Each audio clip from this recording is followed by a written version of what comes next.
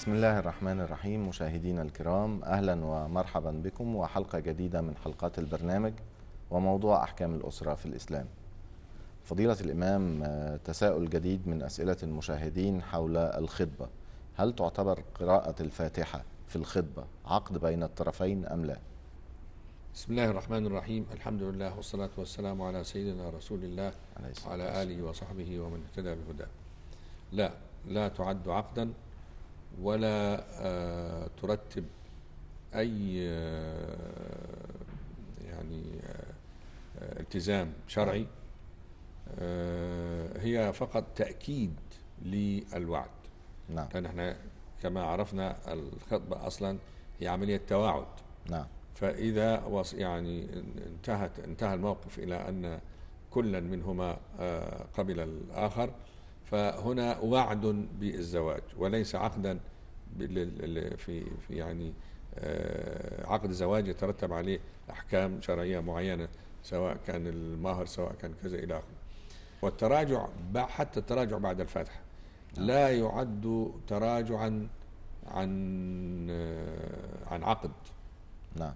وإنما يعد إخلافا لوعد ينطبق عليه ما ينطبق على الذين يخلفون الوعود. فالفاتحة هي تأكيد للوعد. نعم. لأن خلاص تواعد الاثنين على الزواج، والفاتحة دي كأنها تأكيد على هذا الوعد. نعم. فهي لا تعتبر عقدا، ولا الرجوع بعدها يعد رجوعا عن عقد، ولا تترتب أي التزامات ولا أي التزامات شرعية، ولكن يترتب عليه إخلاف ما يترتب على إخلاف الوعد. نعم. فضيلة الإمام، وهل هناك أي نوع من أنواع الحرمة أو التحريم لإخلاف هذا الوعد في موضوع الخطبة؟ والله هذا سؤال مهم جدا، ولا بد من توضيح المسألة دي. احنا لازم نفرق بين حاجتين: بين عقد ووعد. نعم. العقود فيها التزامات، العقود كلها، وعلى رأسها نعم. وفي قمتها عقد الزواج، فيها التزامات وحقوق واقتضاءات وأحكام، بحيث أن الذي يخل بهذا العقد فيه عقوبات معينة تترتب، مش عقوبات في تصرفات شرعية، قد تكون في لون عقوبات مادية، قد تكون، لكن هناك العقد تنبني عليه تصرفات شرعية. نعم. وحين يخل أحد الطرفين بالعقد تنطبق عليه التصرفات الشرعية، سواء كانت عقوبات أو تعويضات إلى آخره. لكن الوعد، الرجوع في الوعد لا تترتب عليه مثل هذه التصرفات الشرعية، وإنما يترتب عليه الحرمة أو النهي، لأن طبعا الإسلام ينهى عن خلف في الوعد. نعم. وأوفوا بالعقود وأوفوا بالعهود، والأحاديث كثيرة جدا في أن المسلم يلتزم بما وعد. هذه ناحية. الناحية الثانية أن نفرق بين صحة الشيء شرعا وبين أن يكون هذا الشيء إثما أو حراما. ولا بد أن نحفظ، ليتنا نحفظ المثال اللي هو الوضوء بالماء المغصوب أو الصلاة في الأرض المغصوبة. نعم. لو واحد عنده شوية مية ومحتاجها للشرب أو لبيته، أو واحد غصب عنه أخذ هذا الماء وتوضأ منه، نعم، فعل طاعة بالغصب، هنا نقول الوضوء صحيح، لكن اغتصاب الماء هذا حرام. نعم. فيصح الوضوء مع الحرمة. أيضا لو يعلم أن هذه الأرض صاحبها اغتصبها من شخص آخر، نعم، أو اغتصبها من الدولة، ثم راح يصلي فيها، صلاته صحيحة، لكن يحرم عليه أنه صلى في هذه، لأن هذه الأرض مغصوبة. نعم. إذن في فرق عندي بين صحة الشيء وبين أن يكون هذا الشيء حراما. نعم. في إطار هذه التفرقة نذهب إلى الرجوع، رجوع الخاطب أو رجوع المخطوبة حتى، نعم. بعد الوعد، بعد أن تواعدا واحد منهم قال لا أنا خلاص كل شيء نصيب وأنا حنسحب، هل يجوز له مطلقا؟ الفقهاء جميعا قالوا لا يرجع إلا إذا كان هناك سبب شرعي. نعم.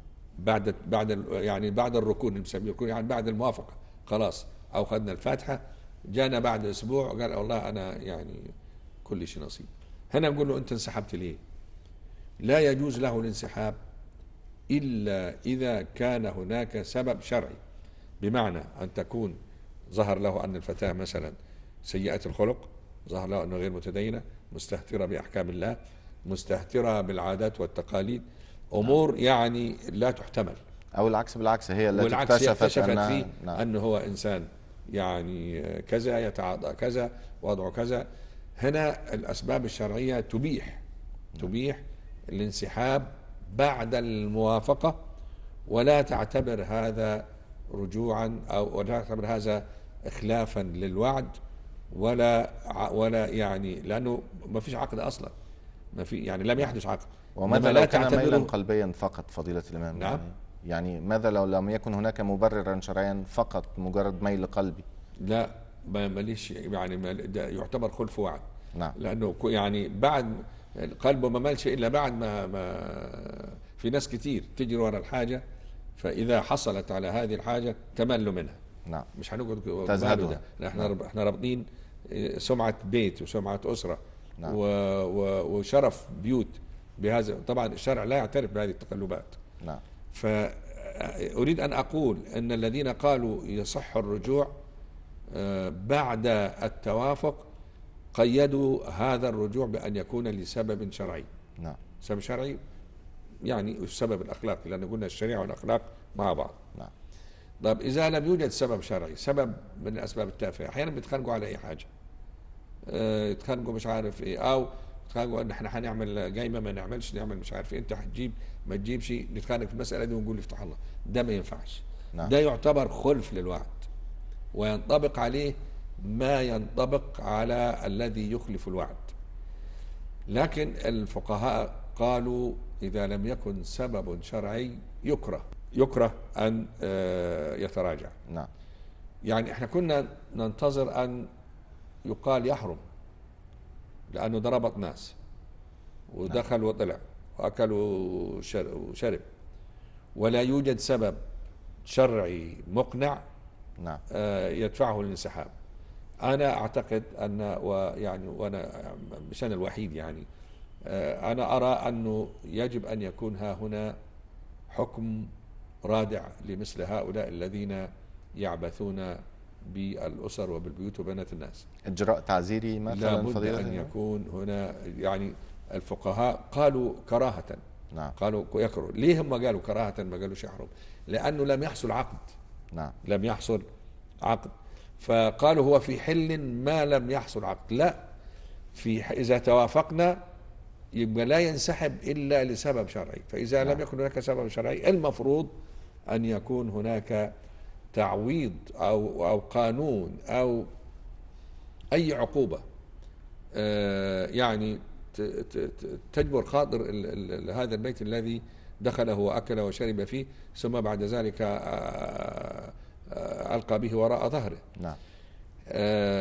أحيانا يحدث ضرر، يعني الرجوع ده يعني يكون في أثناء الخطبة حدث شيء، انسحاب الخاطب أو انسحاب المخطوبة يرتب هذا الضرر. مثلا لو أن هو اشترط أنه خلاص توافقوا خلاص وخذوا الفاتحة، نعم. يقول له والله هي موظفة مثلا، يقول والله أنا بس عندي شرط أن أنا يعني لازم تسيب الشغل ده. نعم. وبعدين تركت الشغل، وبعدين قال مع السلامة، لحقها ضرر كبير. ضرر كبير. أو هي مثلا قالت له والله شوف أنا يعني اشترط في زواجي مثلا تجيب لنا شقة في المكان الفلاني، تدفع مش عارف إيه، تجيب، وبيحصل الكلام ده، وبعد ما يعمل وبيحصل حاجات كثيرة جدا. نعم. وأنا أحيانا يعني ألمسها بيدي، الناس تجيني عشان أحل الموضوع ده. وبعد ما يتكلم في الزوج هي تقول له يا عمي خذ، حتى لو كان في شبكة خذ شبكتك وأنا يفتح الله. هنا كل ده حدث في أثناء الخطبة. نعم. وحدث بسبب رجوع أحد الطرفين بعدما ترتب على هذا الرجوع ضرر يلحق أحد الطرفين. نعم. هنا مشايخنا، وأنا لي شيخ رحمه الله تلمست على يده، هو الشيخ الدكتور الشرباصي الحسيني رحمه الله. نعم. كان يدرس لنا في الستينات القرن الماضي، وظهر لي كتاب في يناير 67. هذا الشيخ كان يرى أن حق الرجوع مشروط بالمصلحة الشرعية. نعم. فإذا لم يكن الأمر كذلك كان الرجوع حتى مجرد الرجوع إضرارا بالطرف الآخر. فمثلا رجوع الزوج لأي سبب، اللي هو الخاطب ده، نعم. لأي سبب غير شرعي حتى ولم يترتب ضرر من اللي قلناه، فيه إساءة لسمعة البيوت. نعم. بل فيه مساس بالأعراض. وكان يرى، يعني معلش اسمح لي نقرأ تفضل فضيلة النص. نعم. الرجل بيقول: وإني أرى أن إعطاء الحرية للرجل والمرأة في فك الخطبة والإعراض عن الوعد الذي أبرم فيها بدون مسوغ شرعي أمر طالما أساء إلى سمعة البيوت وقضى على كثير من شرفها. فكان الأحرى برجال القانون، أهو ده مناداه لرجال القانون، أن يستنبطوا من قواعد الشرع العامة وقوانينه الأساسية ومن عرف المسلمين وعوائدهم الصحيحة عقوبة على سبيل التعزير لمن يقدم على هذا الأمر بدون مسوغ صحيح. نعم. ويطالب برد ما وصل إليه من الآخر. يعني هو بيقول: والفقهاء وإن كان قد نظروا في هذه المسألة فحكموا مثلا بعدم استرداد الهبات والهدايا إذا كان الرجوع من جهة الواهب، إلا أن هذا لا يكفي في علاج هذا المرض الوبيل الذي يسيء إلى شرف المخطوبة ويهدم عليها صرح أمالها. الشيخ بيقول: أنا لا أرى فرق بين يعني شقاء من دخل بها زوجها فطلقها صبيحة بنائها وبين من أعرض خاطبها عنها بعد تقديم الهبات والهدايا والذيوع بين الناس.